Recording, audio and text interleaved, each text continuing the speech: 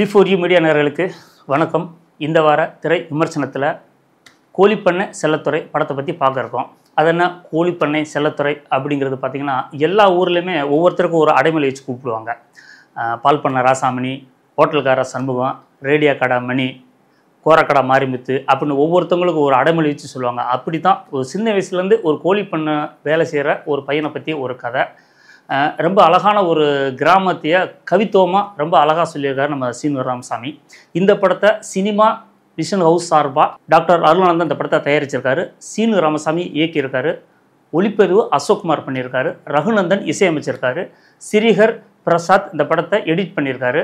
பாடல்கள் கவிப்பேரரசு வைரமுத்து, பா விஜய், கங்கை அமரன், சுதேசி இவங்கெல்லாம் இந்த படத்துக்கு பாடல் எழுதியிருக்காங்க. பாடல்கள் ரொம்ப பிரமாதமாக வந்திருக்கு. இந்த படத்தில் ஏகன், பிரிகிடா, சத்யாதேவி, பாவா செல்லத்துறை, லியோ சிவகுமார், ரியாஸ், புலிக்குட்டி தினேஷ், இயக்குனர் ரவி இன்னும் சிலர் நடிச்சிருக்காங்க.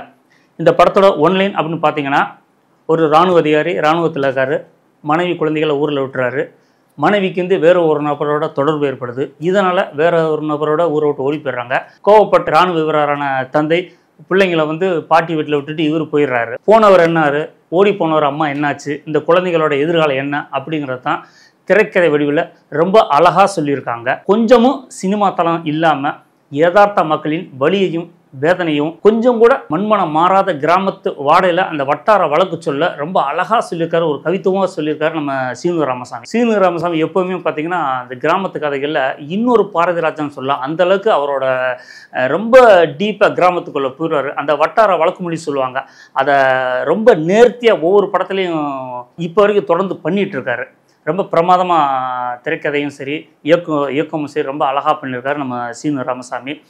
அவர் படம் வெற்றி தோல்வியை தாண்டி ஒரு சமூக நலன், சமூக சிந்தனை, சமூக ஆர்வலர் அந்த நோக்கத்தில் சினிமாவில் இந்த படம் ஜெயிக்கணும் அப்படிங்கிறக்காண்டி எக்ஸ்ட்ரா பிட்டிங்கெல்லாம் சேர்க்காம கொஞ்சம் கூட சினிமா தனம் இல்லாமல் அப்படியே கிராமத்தில் போனால் நம்ம வேடிக்கை பார்த்துட்டு போனால் எப்படி இருக்குமோ அந்த மாதிரி தான் இவரோட காட்சி அமைப்பு இருக்கும்.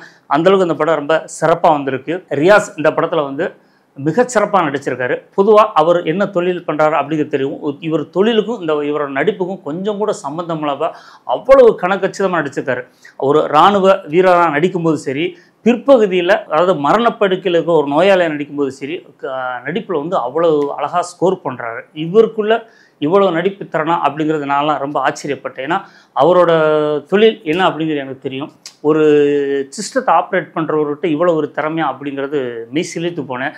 பின்னாடி ஃபியூச்சரில் நிறையா படங்களில் இனி குணச்சித்திர விடங்களை அவர் தொடர்ந்து பார்க்கலாம். அந்தளவுக்கு அவரோட நடிப்பு ரொம்ப பிரமாதமாக இருக்குது. பிரிகிடா கதாநாயகி பிற மாநிலத்து நபர் அப்படிங்கிறது தெளிவாக தெரியுது. ஆனால் அப்பட்டமாக அப்படியே ஆண்டி விட்டு பெண்ணாகவே வாழ்ந்திருக்காரு. அவ்வளோ அழகாக அவங்க முகப்பாவனையும் சரி, காதல் காட்சியிலையும் சரி, சோகத்தில் வெளிப்படுத்துகிற விஷயம் சரி, பாசத்தை காட்டுறதுலையும் சரி ரொம்ப அழகாக ஸ்கோர் பண்ணுறாங்க. ரசிகர்களுக்கு பிடிக்கிற மாதிரி அவங்க முகப்பாவனை சிறகு அவங்க பண்ணுற சேட்டையெல்லாம் நம்ம ரசிகர்கள்லாம் அப்படியே ரசித்து பார்க்குற மாதிரி. இந்த 80s நதியா ரேவதி அப்படி எப்படி அன்னைக்கு ரசிகர்கள்லாம் விரும்பி பார்த்தாங்களோ அந்தளவுக்கு இவர் பண்ணுற சேட்டைகளை நல்லா ரசிக்கிற மாதிரி இருக்குது.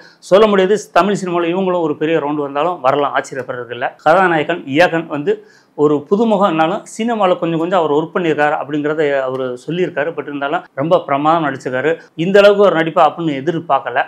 படத்தோட காட்சி அமைப்புகள் அந்த அளவுக்கு மனசோட ஒன்றி இணைஞ்சு போகுது. என்னென்னா இந்த படத்தோட வர்ற கதை பார்த்தீங்கன்னா எல்லா ஊரில் நடக்கிற சம்பவம், அதுவும் எல்லா ஊரில் நடக்கினா கூட ஒரு ஊரை எடுத்துக்கிட்டிங்கன்னா ஒரு 10 சம்பவம் அந்த மாதிரி நடந்திருக்கும். அப்படி அந்த மாதிரி ஒரு கனெக்டிவாக எல்லாத்துக்கும் நேரடியான பாதிப்பு.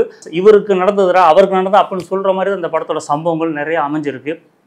ரொம்ப ரசிக்கிறமாக இருக்குது. கேமராமேன் அசோக்குமார் தேனி மாவட்டத்தில் தான் எடுத்திருக்காங்க. அந்த பசுமை சூழலெல்லாம் அவ்வளோ அழகாக படம் பிடிச்சிருக்காரு. அதுவும் அந்த தேனி அரசு மருத்துவமனையெல்லாம் டாப் ஆங்கில் வச்ச காட்சிகள்லாம் ரொம்ப அழகாக இருக்குது.